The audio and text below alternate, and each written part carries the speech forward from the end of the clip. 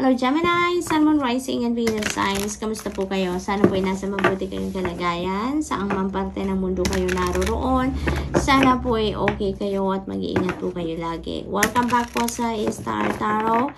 Kung bago po kayo dito, welcome na welcome din kayo. And thank you po sa inyong support. I truly appreciate it. God bless you all.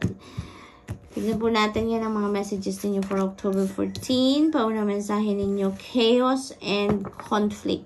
Yan. So, maaaring may hindi kayo pagkakaintindihan with another person. You are not on the same page, no? Dito with that person. So, yun ang napipick up ko dito for you, Gemini. And, maaari din na related dito sa pamilya, sa mga kapamilya, related dito sa inyong person, or maybe work situation ang ganap dito, Gemini. Okay? Pinapakita sa akin ng guides ko kanina pa yung number 33. So, please look up for the meaning of master number 33 for more guidance dito, Gemini. Okay? We also have, wow, 26. Happy, happy. Oh my God. Talagang mababalot lang kayo dito ng kasiyahan, Gemini. So, looks like, kung ano man ang chaos and conflict na to with the other person, you will come up ngayon with a peaceful resolution na. Maaaring magkakausap na kayo ngayon with this person, no? Maaayos nyo ang rough patch na pinagdadaanan ninyo ngayon. Maybe there's going to be some discussions with that person ngayon at mapag-uusapan nyo na kung bakit nangyari ang nangyari, how it happened, how are you going to make amends, yung mga ganun ba? Paano ninyo maayos ang sitwasyon ninyo ngayon, no? To save your relationship, kung anumang klaseng relationship ang meron kayo with that person. And it feels like to me na magiging successful ang usapan na yan. That's very promising, kaya magiging masaya kayo, Gemini. Magiging masayang-masaya kayo. Mababalot kayong muli ng happiness and joy, at talagang, no, your vibration is going to be high sa ngayon. Talagang magiging masaya at excited kayo about that.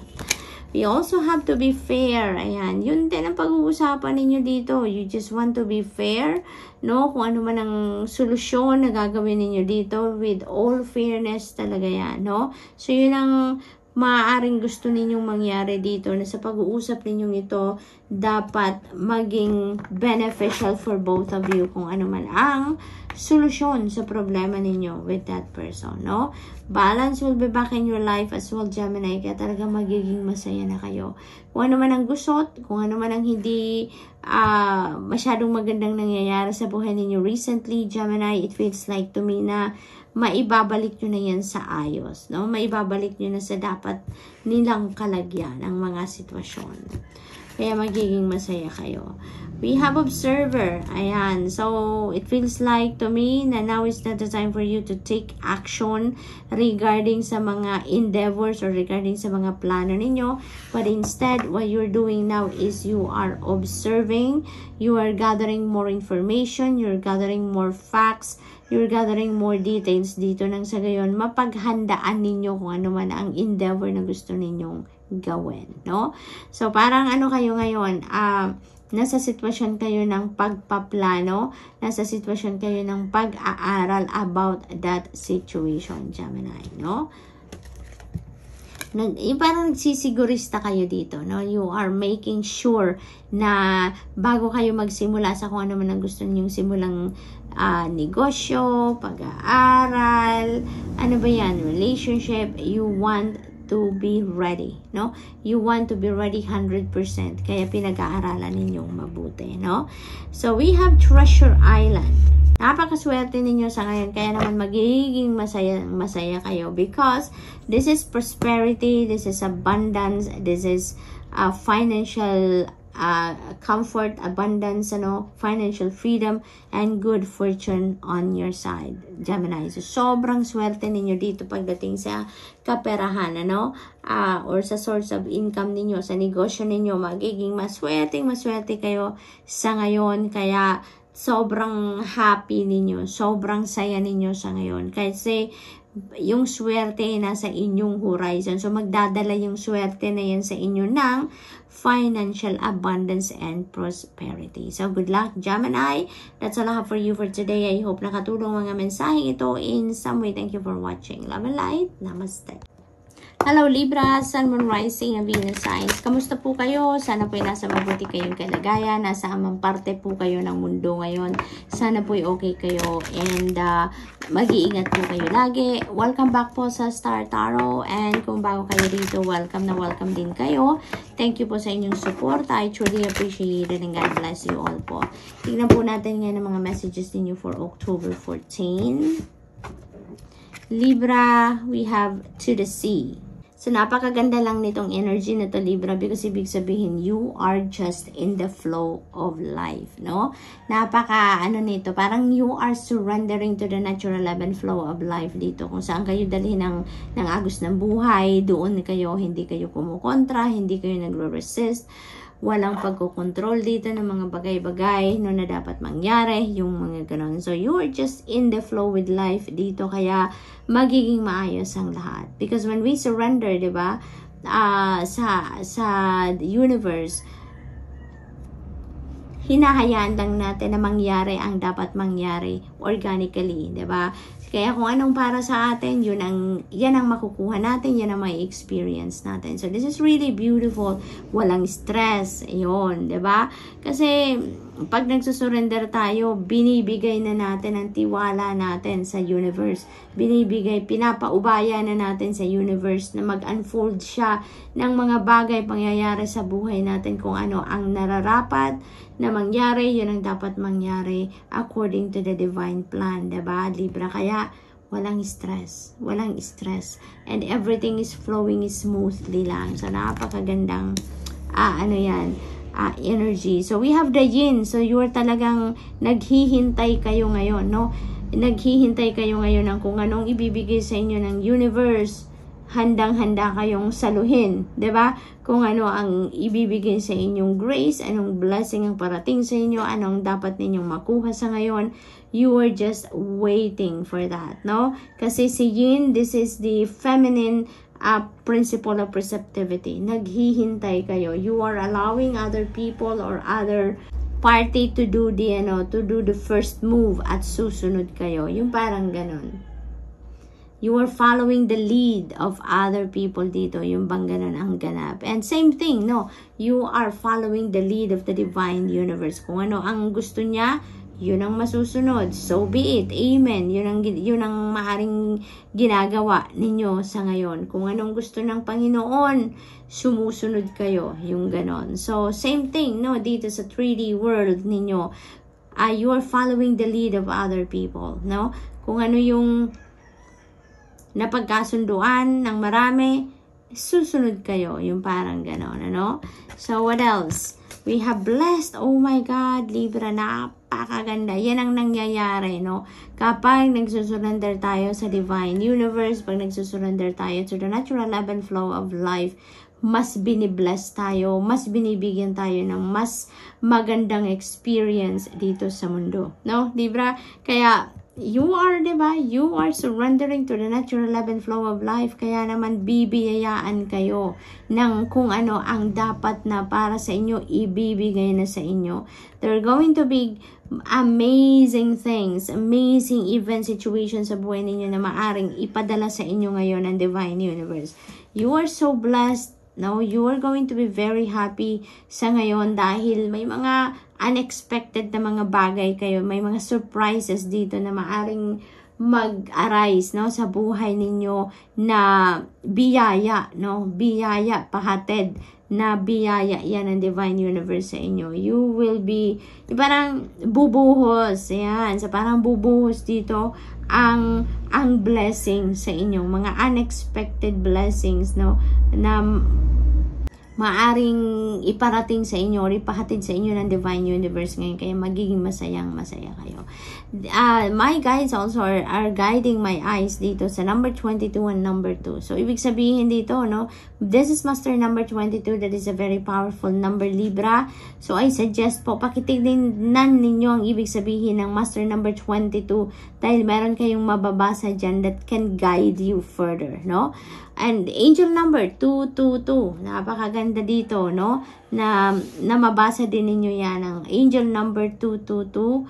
paki-research din ninyo yan, i-google ninyo yan. Marami kayong mababasa dyan that will resonate sa inyo at makakatulong yan sa iyo. Additional insight, additional information, ano? Libra, we have by the book. Ayan, we have another master number 11. So, Libra, please also look up for the meaning of master number 11, no? Dahil yan ay powerful number din, very spiritual number. So, maraming gabay dyan ang pinapahatid sa inyo ang divine universe din, ano? So, by the book, ibig sabihin talaga dito na nagsusurrender talaga kayo sa divine universe dito. You are really surrendering to the natural ebb and flow of life. Kaya sumusunod kayo sa mga laws ng universe, no? There are so many laws ng universe. Law of attraction, isa na yan dyan. Law of giving and receiving, isa na yan. At marami pang iba. So, talagang sumusunod kayo dito, Libra. You know, you are definitely in the flow with life. Kaya naman kayo binibiyayaan or bibiyayaan ng bonggang-bonggang blessings dito dahil sumusunod talaga kayo sa kung ano ang gusto ng divine universe dito, no, Libra? So this is really beautiful. Nag-ano kayo dito, nagko-conform kayo sa kung ano ang gustong mangyari ng universe sa buhay ninyo, no? We have the yin and we have the yang. Look at that. Balance, no? Balanse talaga ang sarili ninyo. Balanse ang buhay ninyo sa ngayon, Libra. Parang lahat ng everything is falling into its right place. Yan ang napipick up ko. Thank you, Spirit. So, Libra, ang pakiramdam ko dito, napakaluwag ng inyong pakiramdam, napakaluwag ng buhay ninyo sa ngayon. Because talagang pag nag-surrender kayo sa divine universe, yung parang siya nang bahala, 'di ba? Siya na yung bahalang mag-unfold ng mga bagay-bagay sa buhay ninyo. You are just on the receiving end, 'di ba? At talaga namang napakaluwag ng lahat, 'di ba? Everything is flowing smoothly, everything is falling into its right place at magiging masaya lang kayo. Yun ang napipick up ko dito sa reading ninyo, Libra. Kaya you are so blessed. You have so many reasons to celebrate ngayon. You have so many reasons to be grateful for. Kaya wag kayong makalimot na magpasalamat. Wag kayong makalimot na mag-acknowledge, no, na natanggap ninyo mga blessings na to na pahatid ng divine universe sa inyo, no? So, Libra, that's all I have for you for today. I hope nakatulong ang mga mensaheng ito in some way. Thank you for watching. Love and light. Namaste. Hello, Aquarius, Sun, Moon, Rising, and Venus signs. Kamusta po kayo? Sana po ay nasa mabuti kayong kalagayan. Saan man po kayo na parte ng mundo naroroon sa ngayon. Sana ay okay kayo at mag-iingat po kayo lagi. Welcome back po sa Star Tarot. Kung bago kayo rito, welcome na welcome din kayo and thank you po sa inyong suporta. I truly appreciate it and God bless you all. Tignan natin ngayon ang mga messages ninyo for October 14. Paunang mensahe, new life. Wow! New life, new beginning, fresh start in your life. Ngayon, Aquarius, ang gagawin ninyo. There are going to be some changes happening dito sa buhay ninyo at maaring kayo ang nagkikreate ng pagbabagong yan. Maaring matagal na ninyong pinagplanuhan yan. Maaring this is the execution time ng change na yan. Kaya you are embracing new life. You are embracing newness sa buhay ninyo. That could be in any area of life ninyo. Aquarius, kayo lang tayong nakakaalam kung anong pagbabagong gagawin ninyo. Kaya naman, masayang-masaya kayo na mag-embrace kayo ng new life ninyo, no? So, what else? We have imagine. Ayan. So, it feels like to me kung ano man yung in-envision ninyo for yourself, now is the execution time talaga. You made clear na ngayon kung ano ang gusto ninyong mangyari sa buhay ninyo, what kind of life you want na ma-experience sa ngayon, at pinagplanuhan ninyo yan. No, and now you are rolling the ball na para ma-experience nyo na yung bagong buhay. Ma-experience nyo na kung ano man ang gusto ninyong mangyari sa buhay ninyo, no? So, what else? For Aquarius, we have message in a bottle. Ayan.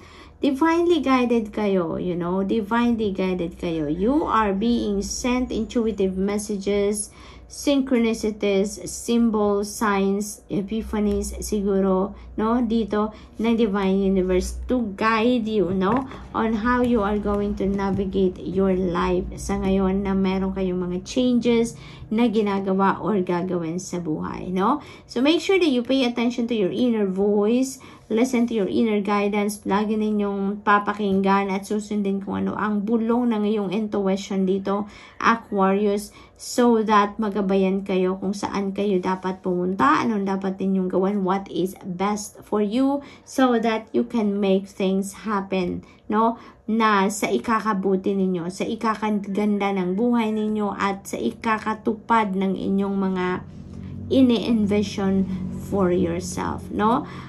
Maari din na meron dito kayong mga hinihintay na communication from other people, from the companies na in-applyan ninyo or sa mga kung ano man, no, ang mga transactions ninyo na hinihintay ninyo ang resulta or communication, go signal, yung mga ganun ba. So, maaring you are waiting for that. Maaring may mga documents din kayong hinihintay dito, Aquarius, so it may come na talaga, no? So, what else? We have unfinished symphony. Ayan. So, may mga ano kayo dito, unfinished business, no? Na kailangan ninyong ipagpatuloy na sa ngayon. Maaring yung guidance din ito na nare-receive ninyo is to guide you, no? Na ipagpatuloy nyo na kung ano man ang napending, kung ano man yung hindi na ninyo na ipagpatuloy for some reason, may nahinto kayong ginagawa, you know, now is the time for you to finish it up, no? Aquarius, parang binibigyan na kayo ngayon ng pagkakataon ng Divine Universe to continue what you were doing in the past na medyo natigil, no? So, yung ganon. So, what else? We have clean it up. Ayan. So, kaya naman pala, no? Kailangan tapusin nyo na yung mga na-pending ninyong gagawin. Kailangan na ninyong ipagpatuloy kung ano man ang naputol na ginagawa ninyo, endeavor ninyo in the past, so that mawala na yung mga unfinished business ninyo sa buhay ninyo nang sa gayon makapagsimula na kayo talaga ng bagong buhay na clean slate. So, maaring yung unfinished symphony din ito, this could be relationships. Maaring may mga relationships kayo in the past na hindi pa kayo nagkakaroon ng closure, kaya hindi kayo makapag-move on sa ngayon, ano? Kasi wala pa kayong closure. Parang meron pa rin kayong mga hina-harbor na mga feelings, no, from your past relationships, and that serves as a clutter sa buhay ninyo, no? Maaaring gano'n ang ganap. Kaya hindi siguro kayo nakakapag-decision mag-move on na or mag-move forward na sa buhay ninyo because meron pa kayong mga bagahe from the past. So now is the time to clean it up, no? Tapusin na kung ano man yung mga unfinished business ninyo dyan at nang sa maayos na ang sitwasyon ninyo sa ngayon, makapag-focus na din kayo sa pag-move on, sa pagbabagong buhay. Kasi meron na tayong new life energy. So, ibig sabihin dito, gustong-gusto nyo ng magbagong buhay. Pero parang napipigilan kayo because of this unfinished business. So, maybe now is the time for you na ayusin na kung ano ang nararamdaman ninyo. Ayusin na kung ano ang dapat ayusin dito, no? Nang sa gayon, makapagsimula na kayo ng bagong buhay on a clean slate. Diba, Aquarius? So, this is the time also that maybe you need to go through your feelings, thoughts, and emotions. Kailangan na siguro dito na i-dissect ninyo kung ano talagang inyong nararamdaman, what you really want ngayon sa buhay ninyo. Figure out, make clear kung ano ang gusto ninyong mangyari talaga ngayon, ano? Aquarius, nang sa gayon, makapag-diskarte kayo, makapag-isip na kayo ngayon, makapag-plano na kayo ng buhay ninyo na kung ano man direction ang gusto ninyong tahakin sa ngayon, ano? So, good luck, and that's all I have for you for today. I hope nakatulong ang mga mensaheng ito in some way. Thank you for watching. Love and light. Namaste.